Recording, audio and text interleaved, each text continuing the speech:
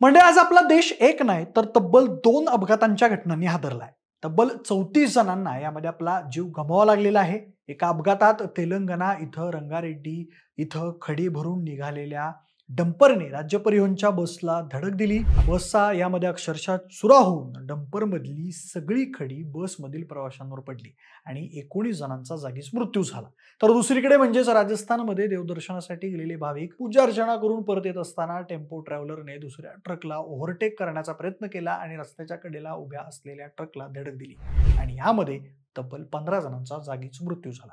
या 2 भीषण अपघातात एकूण 34 जणांचा मृत्यू झालाय आणि अनेक जण यामध्ये जखमी झालेले आहेत. म्हणूनच देशातल्या 2 वेगवेगळ्या राज्यात घडलेले हे 2 अपघात नेमके कसे काय घडले जाणून घेऊयात या व्हिडिओच्या माध्यमातून. नमस्कार, मी प्रथमेश आणि तुम्ही पाहताय विषयच भारी. तर बघा, घटना क्रमांक 1 ही आजचीच गोष्ट आहे. तेलंगणातल्या रंगारेड्डी जिल्ह्यात राज्य परिवहन महामंडळाची बस ही तंदूरहून हैदराबादच्या दिशेने जात होती. या बसमध्ये जवळपास 70 पेक्षा जास्त प्रवासी होते. शिवाय बसमध्ये बहुतांश विद्यार्थी देखील होते. याच रस्त्यावर असणाऱ्या खानपूर गेट जवळ चुकीच्या दिशेने येणाऱ्या डंपरने या बसला धडक दिली आणि ही धडक इतकी जोरात होती की बसचा अक्षरशः जागीच चुराडा झाला. तर डंपरमध्ये असणारी सगळी खडी बसमधल्या प्रवाशांवर पडली. यात अनेक जण गाडले गेले, मदतीसाठी ओरडू लागले. बसमधल्या स्टाफनं जवळपास 20 जणांना वाचवलं, पण राहिलेल्या 19 जणांना मात्र यामध्ये आपला जीव गमवावा लागलाय. त्यानंतर या अपघाताची माहिती मिळताच पोलीस घटनास्थळी दाखल झाले. खडीच्या ढिगाऱ्याखाली अडकलेल्या लोकांना बाहेर काढण्यासाठी जेसीबी आणला गेला आणि बचाव कार्य सुरू करण्यात आलं. त्यानंतर जखमींना जवळच्याच रुग्णालयात दाखल करण्यात आलाय. पण बस आणि ट्रकच्या या जोरदार धडकेत एकूण 19 जणांचा जागीच मृत्यू झालाय. तिघांची प्रकृती चिंताजनक आहे तर 20 जण गंभीर जखमी झाले. बस आणि ट्रकच्या चालकांचा सुद्धा या अपघातात मृत्यू झाला. या मृतांमध्ये काही महिलांचाही समावेश आहे. यात एक महिला आणि तिच्या अवघ्या 15 महिन्यांच्या चिमुकल्याचाही जागीच मृत्यू झालाय. मृतदेह हे खडीच्या ढिगाऱ्याखालून काढण्याचं काम सध्या सुरू आहे. या दुर्घटनेनंतर तेलंगणाचे मुख्यमंत्री रेवंत रेड्डी यांनी दुःख व्यक्त केलं. मुख्यमंत्री रेड्डी म्हणाले की घटनेतील पीडितांना होईल तेवढी मदत केली जाईल. जखमींवर चांगले उपचार करण्याची व्यवस्था करण्याबाबत आदेश दिले आहेत. अधिकाऱ्यांना घटनास्थळी दाखल होण्याचे सुद्धा आदेश देण्यात आलेत. या दरम्यान अपघातानंतर हैदराबाद विजापूर नॅशनल हायवेवर मोठी वाहतूक कोंडी झाली होती. चेवेल्ला विकाराबाद महामार्गावर वाहनं थांबवल्यानं वाहनांच्या लांबच लांब रांगा लागलेल्या होत्या. यानंतर मंडळी दुसरी घटना आहे राजस्थानची. 2 नोव्हेंबरला राजस्थानातील फलोदी जिल्ह्यातल्या मोतोडा पोलीस ठाण्याच्या हद्दीत भारतमाला एक्सप्रेस वेवर ही दुर्घटना घडली. या भीषण अपघातात जोधपूरच्या सुरसागर इथल्या 15 जणांचा जागीच मृत्यू झालाय. तर बघा, काही भाविक हे बिकानेर इथल्या कोयलायत मंदिराचं दर्शन घेऊन टेम्पो ट्रॅव्हलर मधून परत येत होते. पण त्यांना माहित नव्हतं की हे त्यांचं देवदर्शन शेवटचं ठरणार आहे.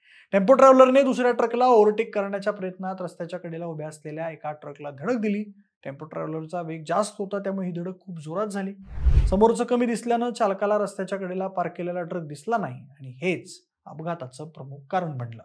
पोलिसांनी सांगितलेल्या माहितीनुसार या अपघातात तब्बल 15 जणांचा मृत्यू झालाय. तर 3 जखमींना तातडीनं रुग्णालयात दाखल करण्यात आलंय. तिथून ग्रीन कॉरिडॉर करून जखमींना जोधपूरला पाठवण्यात आलाय.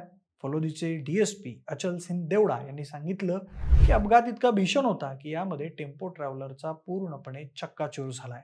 स्थानिकांना आणि पोलिसांना टेम्पो ट्रॅव्हलर मधील मृतांचे मृतदेह बाहेर काढण्यासाठी खूप सारे प्रयत्न करावे लागले. काही मृतदेह तर ट्रॅव्हलर मधील सीट आणि लोखंडात अडकले गेले होते. राजस्थानचे मुख्यमंत्री भजनलाल शर्मा यांनी या अपघाताबद्दल दुःख व्यक्त केलंय. त्यांनी फलोदी मतोडा भागात झालेला हा अपघात दुःखदाय आणि या घटनेतील मृतांच्या कुटुंबांप्रती संवेदना असल्याचं त्यांनी सांगितलंय. माजी मुख्यमंत्री अशोक गेहलोत यांनी देखील या घटनेबद्दल आता शोक व्यक्त केला आहे. ते म्हणाले की मला पाटणा इथं फलोदीच्या मतोडा इथं झालेल्या रस्ते अपघातात 15 जणांचा मृत्यू झाल्याची बातमी मिळाली. या अपघातामध्ये ज्यांचा मृत्यू झाला त्यांच्या कुटुंबाला परमेश्वरानं या संकटातून बाहेर पडण्याची हिंमत द्यावी. म्हणजे खरं तर या दोन्ही घटना थरकाप उडवणाऱ्या आहेत. या दोन्ही अपघातात एकूण 34 जणांचा मृत्यू झालाय.